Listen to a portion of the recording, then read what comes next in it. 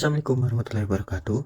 Sebelumnya, perkenalkan nama saya Pandu Jayadi dengan NIM B100210604.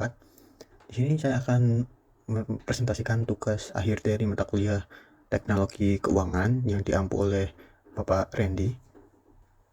Pada kesempatan kali ini saya membahas jurnal yang berjudul Digital Transformation and Integration of Artificial Intelligence in Financial Institution. Summary. Jurnal ini mengeksplorasi dampak integrasi kecerdasan buatan atau AI di dalam institusi keuangan, khususnya dalam subbidang pembelajaran mesin, otomatisasi proses, analitik prediktif, dan chatbot. Dalam jurnal ini dibahas bahwasannya integrasi AI khususnya dalam pembelajaran mesin dan chatbot memiliki potensi yang sangat strategis dan tinggi untuk meningkatkan layanan keuangan dan pengalaman pelanggan. Pembelajaran mesin sendiri dapat membantu dalam penelitian investasi, penilaian kredit, serta deteksi penipuan dengan menganalisis data besar secara real time untuk menemukan pola dan anomali yang sulit dideteksi oleh manusia. Sementara itu, chatbot berbasis AI mampu meningkatkan efisiensi, mengurangi biaya operasional, serta layanan pelanggan dengan menyediakan jawaban yang cepat untuk setiap pertanyaan pelanggan menggunakan pemrosesan bahasa alami atau yang natural. Namun, signifikasi integrasi analitik prediktif dan otomatisasi proses relatif lebih rendah. Meskipun berguna, kedua subbidang ini mungkin memerlukan alur kerja dan alat alternatif yang melibatkan keterlibatan manusia dalam pemrosesannya. Secara keseluruhan, integrasi AI mengurangi interaksi dan kesalahan manusia dalam institusi keuangan. Penelitian ini memberikan wawasan orisinal dengan mengeksplorasi subbidang spesifik AI dalam industri keuangan dan menilai signifikasi strateginya. Pada penelitian ini juga memberikan rekomendasi untuk adopsi integrasi AI secara bertahap, mengukur dan mengevaluasi dampak transformasi, serta menyusun unit internal dan keahlian untuk memecahkan adopsi dan perubahan. Riset Gap. Pada jurnal ini, saya menemukan beberapa riset gap yang dicantumkan dalam penulisan jurnal ini. Yang pertama yaitu ada penggunaan AI, yang kedua penerapan spesifik, yang ketiga aspek etis dan tata kelola, dan yang keempat yaitu pengaruh sumber daya manusia. Yang pertama, meskipun AI menjanjikan dalam peningkatan layanan dan pengalaman pelanggan, signifikasi interaksi analitik, prediktif, dan otomatisasi proses relatif lebih rendah dibandingkan pembelajaran mesin dan chatbot. Yang kedua, penerapan spesifik.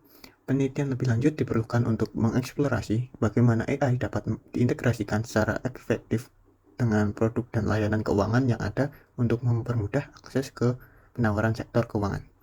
Dan yang ketiga yaitu aspek etis dan tata kelola. Pada hal tersebut diperlukannya adanya pertimbangan lebih dalam mengenai aspek etis dan tata kelola dalam integrasi AI di institusi keuangan, termasuk akuntabilitas sistem AI yang bisa menjadi abu-abu. Dan yang terakhir yaitu pengaruh pada sumber daya manusia. Diperlukannya otomatisasi proses melalui AI dapat mengurangi interaksi manusia dan kesalahan yang dibuat. Tetapi hal ini juga menimbulkan tantangan etis terkait pengurangan tenaga kerja dan dampak terhadap karyawan yang akan berdampak pada masyarakat di sekitar. Hipotesis. Dapat disimpulkan bahwa H1 mengenai integrasi pembelajaran mesin berdampak signifikan terhadap lembaga keuangan dengan tingkat signifikasi berdasarkan data numerik adalah 0,01. Sedangkan untuk H2 yang bertujuan untuk mengetahui dampak integrasi otomatisasi proses lembaga keuangan ditolak dengan nilai signifikasi 0,550. Penelitian ini mengungkapkan bahwa otomatisasi proses dapat dicapai dengan workflow dan RPA. Integrasi AI akan mencapai subbidang lainnya yang akan lebih signifikan dan bernilai daripada otomatisasi proses. Untuk H3 mengungkapkan bahwa lembaga keuangan tidak terdampak secara nyata integrasi prediktif. Meskipun penelitian menekankan mengenai bagaimana analisis prediktif dapat memiliki dampak, namun konsekuensi dan batasan etis juga akan terlibat. Dan untuk H4 dengan tingkat signifikasi 0,000 berada di bawah batas yang diterima, menunjukkan bahwa temuan ini signifikan secara umum. Hasilnya, hipotesis 0 ditolak dan dapat disimpulkan bahwa integrasi chatbot di lembaga keuangan memiliki dampak yang besar. Kualitatif or kuantitatif. Pada penelitian ini menggunakan metode kuantitatif serta kualitatif di saat yang bersamaan. Pada metode kuantitatif dilakukan untuk menguji hipotesis dan mencapai tujuan dan sasaran penelitian ini. Hal itu digunakan untuk mendapatkan interpretasi serta untuk mengukur sebidang AI di lembaga keuangan. Selanjutnya, metode penelitian kualitatif digunakan untuk menganalisis topik secara mendalam dan memperoleh wawasan yang komprehensif untuk mendukung nilai metode kuantitatif. Metode gabungan triangulasi temuan dan menetapkan pemahaman yang bernuansa topik penelitian.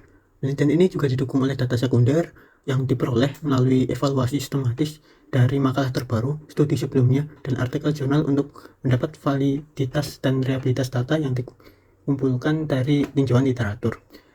Secara singkat, jenis data dan sumber dari penelitian ini akan didasarkan oleh fakta primer serta data sekunder. Data penelitian utama dikumpulkan melalui survei yang diedarkan di lembaga keuangan di kerajaan Bahrain untuk memeriksa variabel independen yang mempengaruhi variabel dependen. Survei ini terdiri dari 20 pertanyaan yang dirancang untuk mempelajari dampak isu bidang AI terhadap lembaga keuangan. Konseptual model. Pada konseptual model yang telah digambarkan di bawah ini, artificial intelligence mempengaruhi machine learning, process automation, chatbot, serta predictive analytics, yang mana diwakili dengan hipotesis 1, 2, dan 3. Dan dapat dilihat bahwasannya hipotesis 1 itu dapat berdiri sendiri dan langsung berdampak signifikan terhadap financial institution, sedangkan hipotesis 2 dan 3 tidak dapat untuk berdiri sendiri dan mempengaruhi financial instruction secara langsung. Dan untuk yang hipotesis keempat dapat dilihat bahwasannya hipotesis tersebut dapat mempengaruhi secara langsung ke financial institution. Sekian yang dapat saya sampaikan. Maaf apabila terdapat salah kata atau penyampaian. Wassalamualaikum warahmatullahi wabarakatuh.